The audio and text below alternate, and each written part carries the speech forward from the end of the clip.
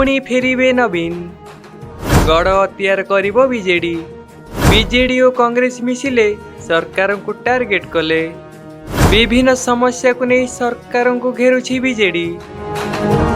दर्शक बंधु दीर्घ 2 वर्षर राजनैतिक लड़ाई मध्य राज्य विजु जनता दल पक्षर सम्मुखीन होगाकू पड़ी अनेक जंत्रणा। बीजेपी सरकार मुंडबिंधा बढ़िबारे लागिछि।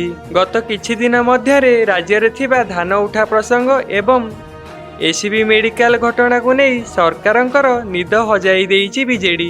एपटे कटक रे इंधन गैस रो अहेतुक दर वृद्धि और गैस सिलिंडर रो मनुष्याकृत अभाव प्रतिवाद रे बिजु महिला जनता दल पक्षरु बक्सी बजार ठारे बड़ धरणर विक्षोभ प्रदर्शन करा जाइछि।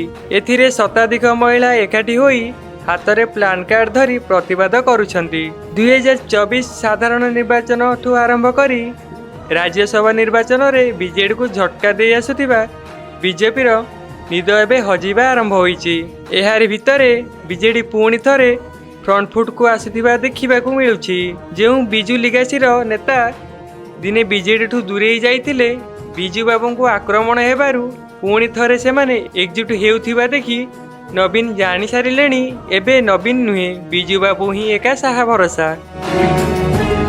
दर्शक बंधु सेपटे पश्चिमबंग निर्वाचन पाई जमुछि राजनीति। प्रार्थी मानक प्रार्थीपत्र दाखल रे सामिल हेले मुख्यमंत्री मोहन चरण माझी। ममता बनर्जी को कले टार्गेट। ओडिया भाषाभाषी को बीजेपी सपक्ष रे भोट देबाकू देले आह्वान। नामांकन पत्र दाखल समय रे मुख्यमंत्री मोहन चरण माझी उपस्थित रही दलीय प्रार्थी मानक प्रोत्साहित करथिले। पश्चिमबंगर ममता बनर्जी सरकार को समालोचना करी से कहिसेंती जे सेठारे दुर्नीति और अराजकता बढ़िबारे लागिछि।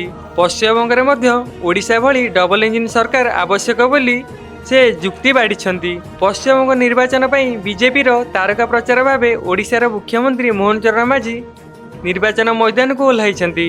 विशेषकर पश्चिमबंगर ओडिया भाषाभाषी बहुल अंचल में बीजेपी प्रार्थी मानक पई से भोट मागुछंती।